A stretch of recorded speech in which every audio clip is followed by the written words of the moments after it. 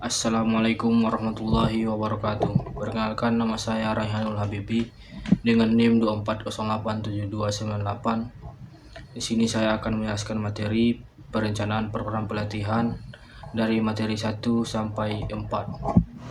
Baik, masuklah kita ke materi yang pertama, yaitu pengembangan latihan dan daya tahan. Daya tahan merupakan kemampuan tubuh untuk melakukan aktivitas fisik dalam jangka waktu yang lama tanpa mengalami penurunan performa secara signifikan. Daya tahan terbagi menjadi dua. Yang pertama yaitu daya tahan umum.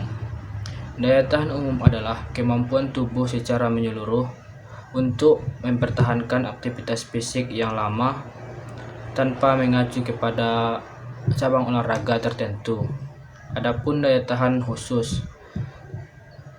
Pada daya tahan khusus mengacu pada daya tahan yang sesuai dengan kebutuhan spesifik cabang olahraga, seperti contoh pelari 10.000 meter membutuhkan daya tahan yang intern untuk mempertahankan ritme larinya.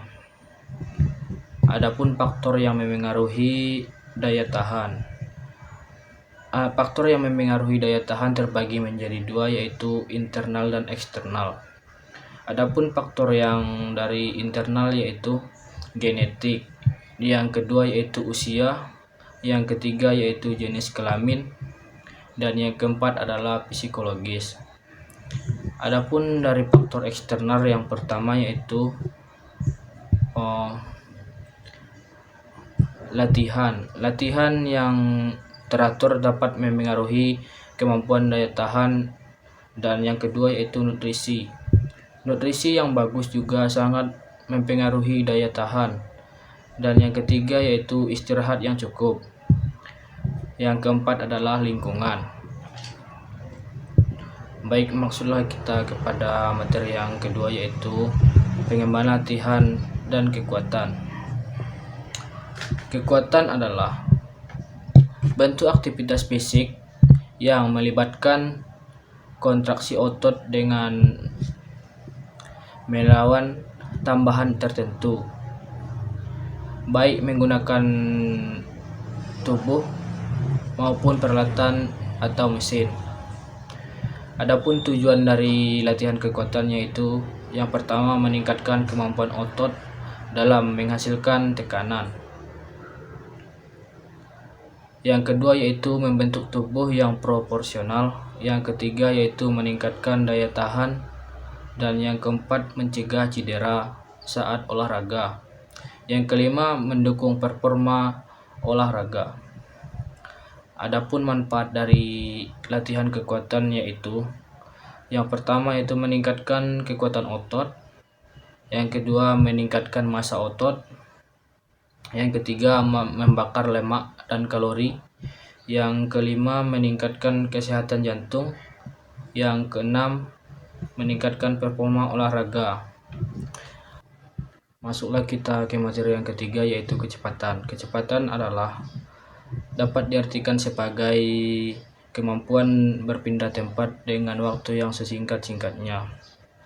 Adapun daya tahan kekuatan yaitu kemampuan kerja otot untuk sekelompok otot dalam jangka waktu yang lama. Faktor yang memengaruhi kecepatan, yang pertama yaitu kekuatan otot, yang kedua yaitu daya tahan, yang ketiga daya ledak, yang keempat fleksibilitas, dan yang kelima keseimbangan. Adapun teknik yang memengaruhi kecepatan, yang pertama yaitu teknik lari yang benar, yang kedua yaitu koordinasi gerakan, yang ketiga yaitu jenis serat otot. Jenis serat otot juga sangat mempengaruhi kecepatan, karena perbedaan serat otot juga sangat memengaruhi kecepatan tersebut. Adapun yang keempat yaitu pengalaman. Adapun bentuk latihan yang harus dilakukan saat melatih kecepatan, yang pertama yaitu lari sprint berulang-ulang, yang kedua yaitu latihan plyometrik, yang ketiga yaitu interval training. Adapun Prinsip latihan yang digunakan dalam melatih kecepatan yang pertama yaitu pemanasan yang cukup. Yang kedua, latihan menekankan prinsip latihan antar individu. Dan yang ketiga, intensitas maksimal sampai submaksimal. Yang keempat yaitu jarak antara 30 sampai 60 meter. Yang kelima yaitu 10 sampai 16 repetisi dikali 3 sampai 4 set. Yang keenam adalah kekuatan eksplosif kurang dari 20%. Dan yang ketujuh, istirahat 3 sampai 6 menit per setiap set. Yang ke-8 yaitu istirahat aktif 9, latihan minimal 2 sampai 3 kali seminggu. Yang ke-10, penekanan prinsip penambahan kecepatan secara bertahap. Baik, masuklah kita ke materi yang keempat yaitu latihan pengembangan kelentukan. Kelentukan adalah kemampuan otot dan sendi untuk melakukan gerakan secara luas tanpa menimbulkan cedera. Semakin tinggi kelentukan seseorang, semakin besar pula ruang gerak sendi dan otot yang dapat dioptimalkan dengan baik. Yang kedua yaitu tujuan latihan kelentukan. Adapun tujuan yang pertama yaitu meningkatkan efisiensi gerak tubuh. Yang kedua yaitu mencegah fisik cedera pada otot dan sendi. Yang ketiga yaitu menunjang keterampilan gerak dalam olahraga tertentu.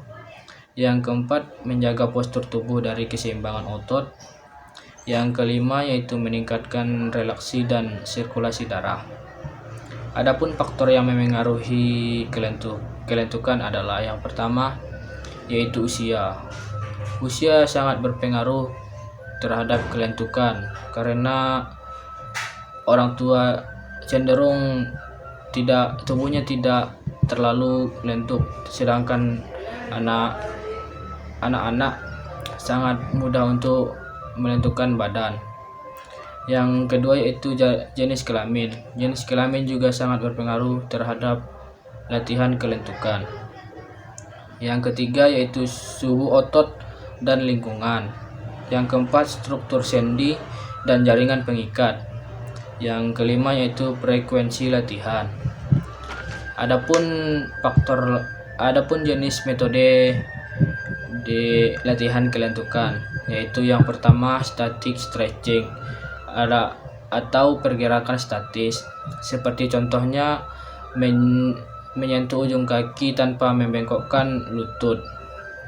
Yang kedua yaitu dynamic stretching atau dinamis pergerakan, seperti contoh ayunan kaki dan putaran lengan. Adapun yang ketiga ballistic stretching atau pergerakan balistik. Yang keempat yaitu aktif atau presisi stretching. Latihan ini dapat dibantu dengan alat seperti tali atau karet. Adapun yang kelima yaitu prinsip pengembangan metode latihan kelentukan. Yang pertama yaitu prinsip individualisasi, yang kedua yaitu agresif, yang ketiga spesifik, yang keempat yaitu konsistensi, yang kelima yaitu keamanan. Adapun kesimpulan dari materi tersebut yaitu kelentukan merupakan kemampuan penting dalam hubungan jasmani. Melalui metode latihan yang tepat dan sistematis, kemampuan kelentukan dapat ditingkatkan secara signifikan. Baik, cukup sekian presentasi dari saya. Mohon maaf atas segala kekurangan. Assalamualaikum warahmatullahi wabarakatuh.